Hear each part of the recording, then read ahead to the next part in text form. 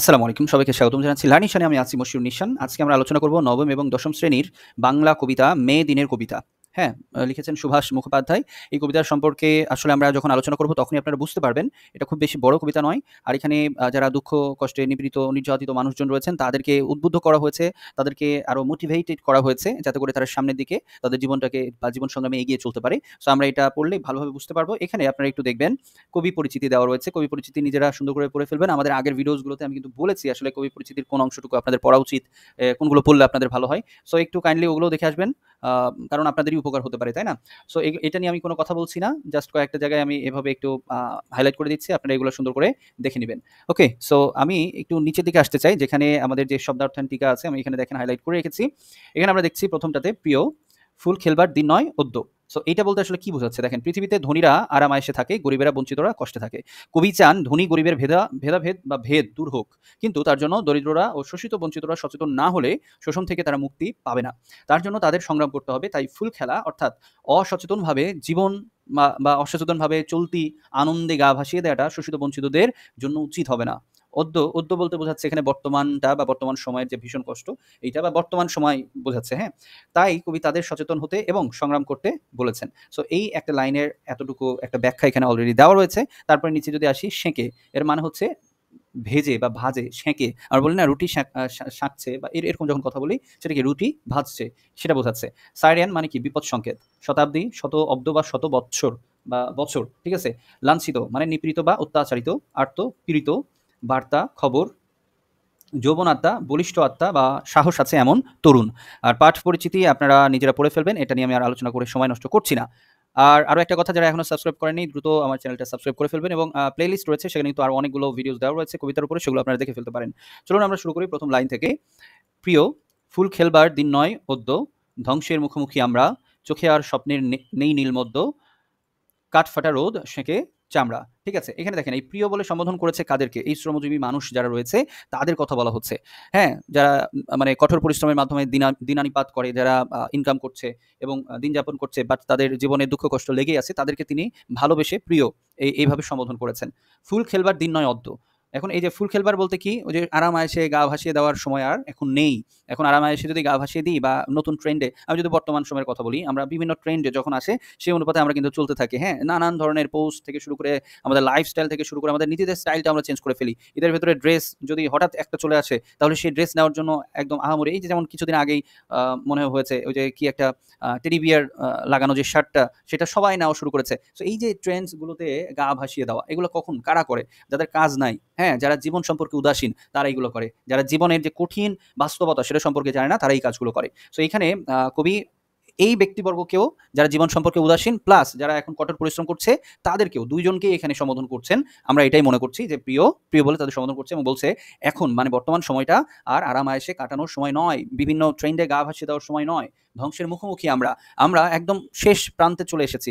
এখন এই আমরা বলতে কাকে বোঝাচ্ছেন কবি? কবি নিজেকেও এর ভিতরে শামিল করে ফেলেছেন, তাই না? এই আমরা বলতে তিনি বোঝাচ্ছেন আমাদের এই সমাজটাকে, প্রত্যেকটা মানুষকে যারা কর্মজীবী মানুষ রয়েছেন, যারা শ্রম দিচ্ছেন তাদেরকেই বোঝাচ্ছেন যে আমরা ধ্বংসের মুখোমুখি। আমরা যারা কাজকর্ম করে কষ্টে দিনানিপাত করছি আর অন্যদিকে যারা অনেক টাকার মালিক, অঢেল টাকা রয়েছে তারা একরকমভাবে আমাদেরকে শোষণ করছে। সো সেই জায়গাটাতে থেকে দেখাচ্ছে কবি যে আমরা শ্রমজীবী মানুষরা একদম ধ্বংসের মুখোমুখি দ্বার প্রান্তে চলে এসেছি, সেটাই বোঝাচ্ছে পরের লাইনটা দিয়ে। তারপরে দেখুন, চোখে আর স্বপ্নের নেই নীল মধ্য। এখানে কবি বোঝানোর চেষ্টা করছেন যে আমাদের যে চোখের মধ্যে যে আনন্দ থাকে বা আমরা যে আনন্দে থাকি আরকি, আনন্দ কল্পনা করতে পারি, সুখের যে স্মৃতি বা সুখের স্বপ্ন আমরা দেখে থাকি সেটাও কিন্তু ধীরে, ধীরে কি হয়ে যাচ্ছে? নাই হয়ে যাচ্ছে, বিলীন হয়ে যাচ্ছে। সো এটাও কিন্তু এক ধরনের মানে সংকেত আমাদের জন্য যে আমরা ধ্বংসের দ্বারপ্রান্তে চলে এসেছি। কবি সেটা এখানে বোঝানোর চেষ্টা করেছেন। আমি নিচের লাইনগুলোতে আসি। চিমনির মুখে শোনো সাইরেন শঙ্খ, গান গায় হাতুড়ি কাস্তে, তিল, তিল মরণীয় জীবন অসংখ্য, জীবনকে চায় ভালোবাসতে। এখানে আমরা একটু বলতে পারি যে চিমনির মুখে শোনো সাইরেন এবং শঙ্খ। এই যে সাইরেন, শঙ্খ এগুলো কেন দেয়? এগুলো কিন্তু আমাদেরকে মানে জানান দেওয়ার জন্য দেয়। আর এখানে এই যে চিমনি কেন ব্যবহার করা হয়েছে? এখানে ওভারঅল একটা শ্রমজীবী মানুষকে বোঝানোর জন্য ব্যবহার করা হয়েছে। চিমনি আমরা কোথায় দেখতে পাই? কলকারখানায় দেখা যায়, ইটভাটায় দেখা যায়, তারপরে চাউলের যে ব্রয়লার গুলো রয়েছে, ব্রয়লারে যেখানে চালগুলো মানে রেডি করা হয় এক কথায়, সেই ইয়েগুলোতে, কারখানাগুলোতে কিন্তু দেখা যায়। সো এই টোটাল ব্যাপারটা নিয়ে আসলে এই এক লাইনটা দিয়ে বোঝানোর চেষ্টা করেছে যে শ্রমজীবীদেরকে তারা যেই ক্ষেত্রে শ্রম দিচ্ছেন বা পরিশ্রম করছেন, তাদেরকে সেখান থেকে একটা সংকেত দেওয়া হচ্ছে, একটা মানে উজ্জীবিত হওয়ার জন্য তাদেরকে নির্দেশনা পাঠানো হচ্ছে, এবং সেটাকে তিনি এই যে সাইরেন বা শঙ্খ হিসেবে এখানে তুলে ধরেছেন, যে সেগুলোর শব্দের মতো সেগুলোই তাদেরকে কি করছে, এই সংকেতটা দিয়ে বেড়াচ্ছে, এই সংকেতটা তাদের কাছে পৌঁছে দিচ্ছে। আমি আপনাদেরকে সুন্দর করে এটা মানে বাস্তবতার সাথে মিল রেখে একটু বোঝানোর চেষ্টা করছি। সো এই যে এই ব্যক্তিবর্গ, এই শ্রমজীবী পার্সনস গুলো যারা রয়েছেন, তাদের কথা কিন্তু এখানে বলা হচ্ছে। গান গায়ে হাতুড়িও কাস্তে, দেখেন তারা কিন্তু এখানে খুবই বোঝানোর চেষ্টা করছে, কাজ কিন্তু থেমে নাই, কাজ কিন্তু চলছে। যে যেই জায়গায় আছে তারা কিন্তু ঠিকঠাকভাবে কাজ চালিয়ে যাচ্ছে। এবং পরের লাইনটাতে যদি আমরা আসি, দেখব তিল তিল মরণীয় জীবন অসংখ্য। দেখেন এইভাবে কাজ করতে করতে দিন আনি দিন খাই, এরকম ভাবে কাজ করতে করতে জীবনের কিন্তু কোনো উন্নতি নাই। যারা আমাদেরকে শোষণ করে তারাই কিন্তু ফুলে ফেঁপে আরো বেশি বড়লোক হয়ে যায়, আরো বেশি ধনী হয়ে যায়। আর যারা আমরা কঠোর পরিশ্রম করছি বিভিন্ন ক্ষেত্রে, বিভিন্ন পরিস্থিতিতে, আমাদের কিন্তু জীবনটা তিলে তিলে মরণের দিকেই ধাবিত হয়। একটা সময় আমরা কিন্তু নিঃশেষ হয়ে যাই, বিলীন হয়ে যাই, আমাদের কোনো অস্তিত্ব খুঁজে পাওয়া যায় না। সেই কথাটা এখানে বলেছেন। কিন্তু আরো একটা কথা বলেছেন যে এই রকম একটা ভবিষ্যৎ আমাদের, যে বিলীন হয়ে যায় আমরা শ্রমজীবী মানুষ, তারপরে আমাদের জীবন অসংখ্য, মানে কি আমরা অনেক পরিমাণের মানুষ এই পেশার সাথে জড়িত, মানে আমরা শ্রমজীবী, আমরা অনেক মানুষ আছি যারা কি নিপীড়িত এবং দারিদ্রতার শৃঙ্খলে আমরা বাধা থাকি আর কি। তারপরে দেখেন জীবনকে চাই ভালোবাসতে, এবং এত দুঃখ কষ্ট অভাব অনটনের মধ্যেও আমরা জীবনকে উপভোগ করতে চাই, আমরা জীবনকে ভালোবাসতে চাই। সাধারণ একটা উদাহরণ দিই, যে রিক্সা চালক যে চা বিক্রি করে খায়, অথবা যে কৃষক, তার বাড়িতে আপনি যাবেন এবং তাদেরকে বলবেন আপনারা কেমন আছেন, তারা কিন্তু খুব হাসি মুখে বলবে আলহামদুলিল্লাহ অনেক ভালো আছি। এই যে দেখেন, তারা জীবনটাকে কিন্তু, তাদের যে নাই এই ব্যাপারটা তারা ফিল করে না। তারা যা পেয়েছে তাতেই তারা শুকরিয়া আদায় করে আল্লাহর, এবং তারা নিজেদেরকে সন্তুষ্ট রাখে, এবং ওইটুকুতেই, যার ফলে তারা কিন্তু জীবনের যে সৌন্দর্য সেটা উপলব্ধি করতে পারে, যে ভালো লাগাটা সেটা উপলব্ধি করে, এবং তারা জীবনটাকে ভালোবাসতে পারে। আর যারা টাকার পিছনে ছুটে যাচ্ছে বা অন্যান্য ধনী হওয়ার জন্য খুব লাফাচ্ছে, তাদের জীবনটা আপনি দেখবেন, তাদের জীবনটাকে কখনোই ভালো লাগে না, তারা জীবনকে ভালোবাসতেও শেখে না, তারা সবসময় টাকা ধন সম্পত্তি যা আছে সেগুলোকে ভালোবাসতে শেখে। ওকে, আমরা নিচের 4 লাইনে আসি। শতাব্দী লাঞ্ছিত আর্তের কান্না, প্রতি নিঃশ্বাসে আনে লজ্জা, মৃত্যুর ভয়ে ভীরু বসে থাকা, আর না পড়ো পড়ো যুদ্ধের সজ্জা।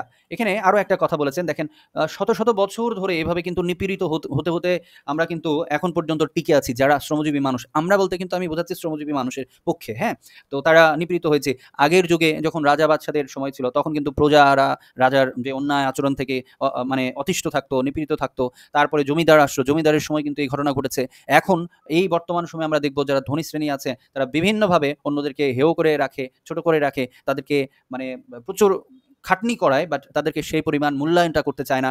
এই যে ব্যাপারটা কি, এটা হচ্ছে মানে আপনার যে আপনি কি বলবো, এই নিপীড়িত মানুষ, তো এগুলোই হচ্ছে আপনার কান্না, ঠিক আছে, এবং প্রতি নিঃশ্বাসে আনে লজ্জা, এবং এগুলা আমাদেরকে কি আমাদের মনের মধ্যে অনেকটা লজ্জার উদ্রেক করে।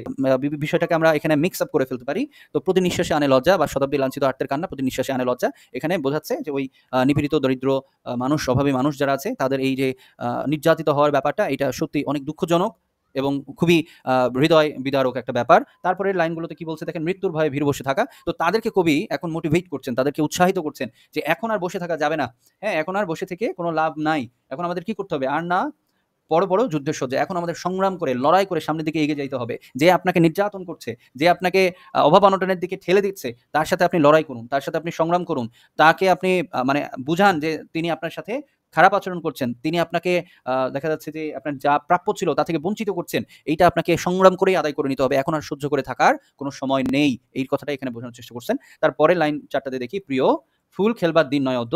এই একই কথা বলছে যে এখন আর আরাম আয়েশে, বা এই যে আমরা যেমনভাবে জীবন চলছে তো চলুক, এই ভেবে আর বসে থাকার সময় বর্তমান সময়টা নেই। এসে গেছে ধ্বংসের বার্তা। এখন আমরা যদি আর না লড়ি, না সংগ্রাম করি, আমরা কিন্তু নিঃশেষ হয়ে যাব। আমাদেরকে আর খুঁজে পাওয়া যাবে না। দুর্যোগ পথ হয় হোক দুর্বোধ্য। আমরা এই প্রেক্ষিতে নিজেদেরকে বাঁচানোর লক্ষ্যে, নির্যাতন থেকে মুক্তি পাওয়ার জন্য বা স্বাধীনতা ভোগ করার জন্য আমরা যদি সামনের দিকে আগাইতে চাই, আমরা সংগ্রামের মধ্যে যদি যেতে চাই, তাহলে কি আমাদের অনেক বাধা বিপত্তির সম্মুখীন হইতে হবে। আমাদের পথটা কিন্তু কখনোই সমান্তরাল হবে না। সো সেইটাও যদি হয়ে থাকে, তারপরে কি বলেছেন দেখেন, পরের লাইনে বলে দিয়েছে, চিনে নেবে যৌবন আত্মা। এখানে অনেক সুন্দর করে কবি বলেছেন যে এই মানে দুর্গম পথ, বাধাপ্রাপ্ত পথগুলো অতিক্রম করতে পারবে কারা? যৌবন আত্মা, যারা হচ্ছে খুবই অ্যাক্টিভ পারসন, যারা হচ্ছে মানে জীবনবোধে উচ্ছ্বসিত, উচ্ছল, হ্যাঁ, প্রাণবন্ত, যারা সত্যিকারের যে জীবনকে বুঝতে পারে, তারা সত্যিকারের জীবনকে বাঁচানোর জন্য, তারা নিজেদেরকে মানে নিজেদের পরিস্থিতি পরিবর্তনের জন্য দৃঢ় প্রতিজ্ঞ, তারা কিন্তু এই যৌবন আত্মা। ঠিক আছে, আমরা যদি এই যে নিচের দিকে শব্দার্থ বা টিকায় আসি, এখানে দেখেন বলেছে বলিষ্ঠ আত্মা, সাহস আছে এমন তরুণ। ঠিক আছে? আমি কিন্তু এটাই বোঝানোর চেষ্টা করছি। তো এই সাহসী ব্যক্তিবর্গ, সাহসী হৃদয়ের মানুষ তারা কিন্তু ঠিকই ওই দুর্গম পথ পাড়ি দিয়ে তাদের জীবনের যে কমতিটা ছিল, তাদেরকে যেই দমিয়ে রাখা হতো, সেই জায়গা থেকে নিজেদেরকে মুক্ত করতে পারে। নিজেদের জীবনটাকে তারা উপভোগ করতে পারে সমঝোতা এবং সমান অধিকারের মাধ্যমে তারা লাইফটাকে আরো এনজয় করতে পারে ভালোভাবে। সো এইটাই ছিল আসলে মূল উপজীব্য এই কবিতার। আমি আশা করি আপনাদেরকে বোঝাতে পেরেছি। আর এর বাহিরেও যদি আপনাদের কাছে কোনো ব্যাখ্যা থাকে তাহলে অবশ্যই কমেন্টে জানাতে ভুলবেন না। কারণ শেখার কোনো বয়স নেই। আর আমরা যদি শিখতে পারি, আপনার কমেন্ট থেকে আরো অনেকেই শিখতে পারবে। সো সেটা কিন্তু অবশ্যই ভালো হবে। ভালো কাজে না করাটা ঠিক নয়। সো সবাই ভালো থাকবেন। সবার সুস্থতা কামনা করছি। আল্লাহ হাফিজ।